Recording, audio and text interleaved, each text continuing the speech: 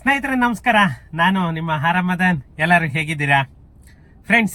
ಎಲ್ಲರೂ ಚೆನ್ನಾಗಿದ್ದೀರಾ ಅಂತ ಭಾವಿಸ್ತೇನೆ. ಮತ್ತೆ ಇವತ್ತು ಒಂದು ತುಂಬಾನೇ ಮುಖ್ಯವಾದ ಮತ್ತೆ ಒಂದು ಗುಡ್ ನ್ಯೂಸ್ ಅಂತಲೇನೆ ಹೇಳ್ಬೇಕು.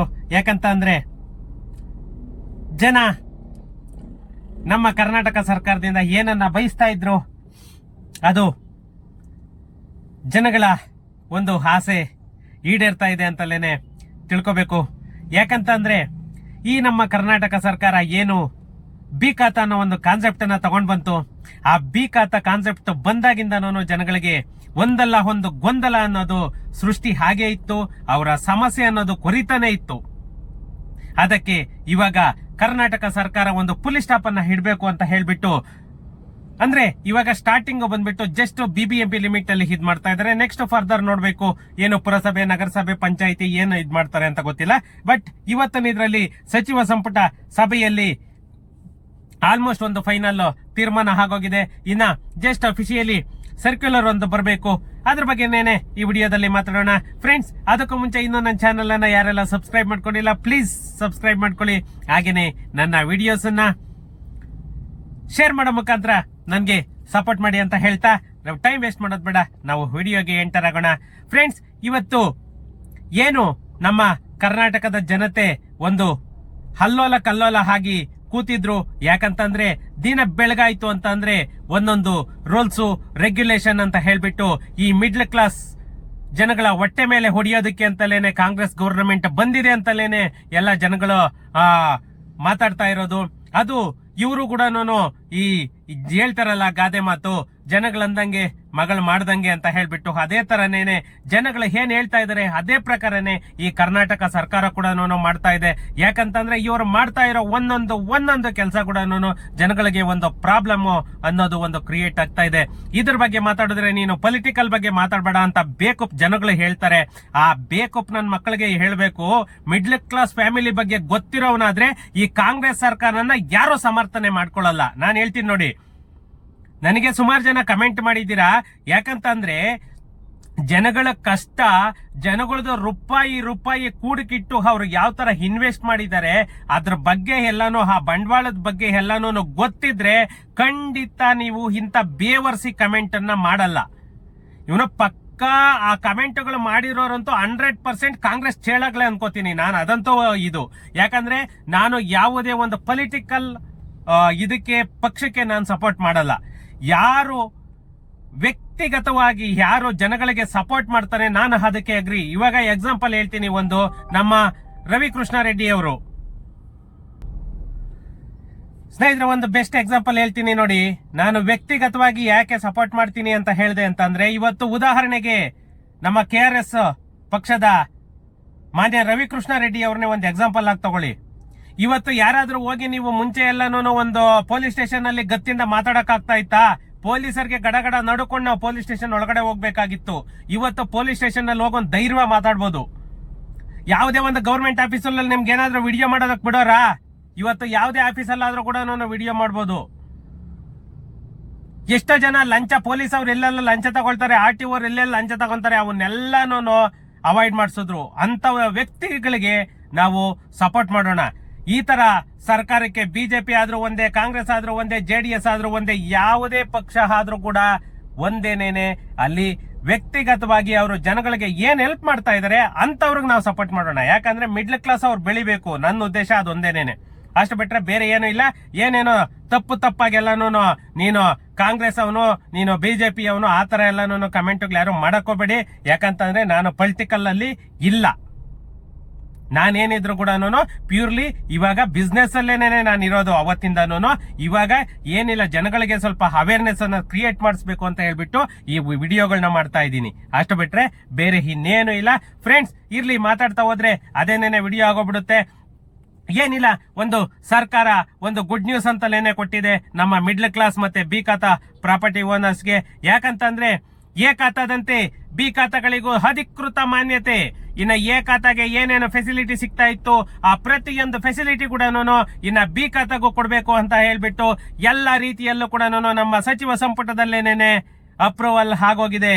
ಇದಕ್ಕಿಂತ ಗುಡ್ ನ್ಯೂಸ್ ಬೇಕಾ ಫ್ರೆಂಡ್ಸ್? ಬಿ ಖಾತಾ ಹೊಂದಿರುವಂತಹ ಬೆಂಗಳೂರಿನ ಜನರಿಗೆ ಗುಡ್ ನ್ಯೂಸ್. ಯಾಕಂತಂದ್ರೆ ಈ ನಮ್ಮ ಗ್ರೇಟರ್ ಬೆಂಗಳೂರು ವ್ಯಾಪ್ತಿಯಲ್ಲಿ ಎ ಖಾತಾ ಮತ್ತೆ ಬಿ ಖಾತಾ ಗೊಂದಲಕ್ಕೆ ತೆರೆ ಎಳೆಯೋದಕ್ಕೆ ಅಂತಲೇನೆ ನಮ್ಮ ಕರ್ನಾಟಕ ಸರ್ಕಾರ ಒಂದು ಸಚಿವ ಸಂಪುಟ ಸಭೆಯಲ್ಲಿ ಒಪ್ಪಿಗೆಯನ್ನ ನೀಡಿದೆ. ಎ ಖಾತಾದಂತೆ ಬಿ ಖಾತಾಗೂ ಅಧಿಕೃತ ಮಾನ್ಯತೆ ನೀಡಲು ಸಚಿವ ಸಂಪುಟ ತೀರ್ಮಾನಿಸಿದ್ದು, ಶೀಘ್ರದಲ್ಲೇ ರಾಜ್ಯ ಸರ್ಕಾರದಿಂದ ಅಧಿಕೃತ ಅಧಿಸೂಚನೆ ಹೊರಬೀಳಲಿದೆ. ನಮ್ಮ ರಾಜ್ಯ ಸರ್ಕಾರ ಒಂದು ನಿಜವಾಗೂ ಒಂದು ಗುಡ್ ನ್ಯೂಸ್ ಅಂತಲೇನೆ ಕೊಡ್ತು. ಯಾಕಂದ್ರೆ ಇಷ್ಟು ದಿನ ಜನಗಳಿಗೆ ಬಿ ಖಾತಾಯಿಂದ ಏನು ಪ್ರಯೋಜನ ಇಲ್ಲ ಅನ್ನೋ ಒಂದು ಇದು ಮಾತಿತ್ತು. ಬಟ್ ಇವಾಗ ಅದೆಲ್ಲದಕ್ಕೂ ಒಂದು ತೆರೆ ಎಳೆಯೋ ಟೈಮ್ ಬಂತು ಅಂತಲೇನೆ ತಿಳ್ಕೋಬೇಕು. 2020 ಮೇ 22ರಿಂದ ಅನ್ವಯವಾಗಲಿದ್ದು 2024 ಸೆಪ್ಟೆಂಬರ್ 30ರವರೆಗೆ ಮಾತ್ರ ಹಾಲಿ ಇರುವ ಬಿ ಖಾತಾಗಳನ್ನ ಎಲ್ಲ ಕಾನೂನು ಉದ್ದೇಶಕ್ಕೆ ಅಧಿಕೃತ ಖಾತಾ ಎಂದು ಪರಿಗಣಿಸುವುದಾಗಿ ಸಂಪುಟ ತೀರ್ಮಾನಿಸಿದೆ. ಈ ಮೂಲಕ ನಮ್ಮ ಬಿ ಖಾತಾಗಳಿದ್ದ BBMP, planning, OC, bank loan ಎಲ್ಲ ಸಮಸ್ಯೆಗೂ ಕೂಡ ಮುಕ್ತಿ ಅನ್ನೋದು ಸಿಗ್ತಾ ಇದೆ ಅಂತಲೇನೆ ಹೇಳಬೇಕು. ಈ ನಮ್ಮ ಸರ್ಕಾರದ ಮಾನದಂಡಗಳು ಮುಂದಿನ ದಿನಗಳಲ್ಲಿ ಸ್ಪಷ್ಟವಾಗಲಿದೆ ಅಂತ ಹೇಳ್ಬಿಟ್ಟು ಸಂಪುಟ ಸಭೆಯಲ್ಲಿ ತೀರ್ಮಾನವನ್ನ ಕೈಗೊಂಡಿದ್ದಾರೆ. ಇದೇ ವೇಳೆ ಗ್ರೇಟರ್ ಬ್ಯಾಂಗ್ಳೂರ್ ಪ್ರಾಧಿಕಾರದ ಅಡಿ 5 ಪಾಲಿಕೆಗಳ ರಚನೆಗೂ ಕೂಡ ಕ್ಯಾಬಿನೆಟ್ ಒಪ್ಪಿಗೆಯನ್ನ ಸೂಚಿಸಿದೆ. ಆದರೆ 5 ಪಾಲಿಕೆಗಳ ವ್ಯಾಪ್ತಿ ಪ್ರದೇಶ ಗಡಿಗಳ ವಿಚಾರದಲ್ಲಿ ಗೊಂದಲ ಅನ್ನೋದು ಏನಿದೆ, ಅದಕ್ಕೆ ಶಾಸಕರ ಸಭೆಯನ್ನ ಕರೆದು ಅಂತಿಮಗೊಳಿಸಲು ಮಾನ್ಯ ಮುಖ್ಯಮಂತ್ರಿಗಳು ಕ್ಯಾಬಿನೆಟ್ ಸಭೆಯಲ್ಲಿ ಸಲಹೆಯನ್ನ ನೀಡಿದ್ದಾರೆ.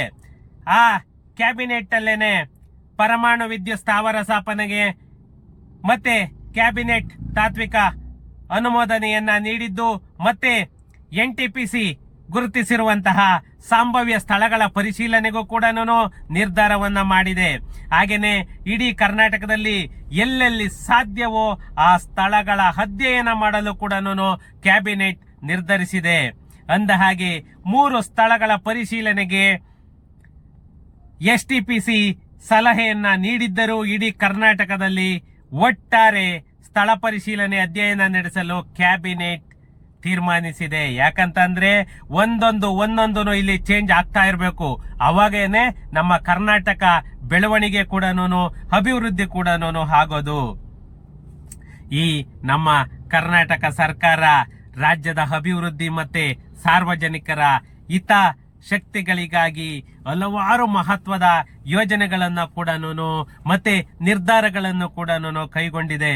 ಮಾನ್ಯ ಮುಖ್ಯಮಂತ್ರಿಗಳ ಸಿದ್ದರಾಮಯ್ಯ ಅವರ ಅಧ್ಯಕ್ಷತೆಯಲ್ಲಿ ನಡೆದಂತಹ ಸಚಿವ ಸಂಪುಟ ಸಭೆಯಲ್ಲಿ ಈ ಬಿ ಖಾತಾ ಆಸ್ತಿಗಳಿಗೆ ಎ ಖಾತಾ ಮಾನ್ಯತೆ ನೀಡುವುದು, ಮತ್ತೆ ಹೊಸ ಜವಳಿ ಪಾರ್ಕ್, ಪರಮಾಣು ವಿದ್ಯುತ್ ಸ್ಥಾವರ, ಮತ್ತೆ ಪ್ರವಾಸೋದ್ಯಮ ಅಭಿವೃದ್ಧಿ, ಮತ್ತೆ ನೀರಾವರಿ ಯೋಜನೆಗಳು, ಇಂತಹ ಸುಮಾರು ಪ್ರಮುಖ ನಿರ್ಣಯಗಳನ್ನ ಈ ಸಚಿವ ಸಂಪುಟದಲ್ಲಿ ತೀರ್ಮಾನವನ್ನ ಕೈಗೊಂಡ್ರು.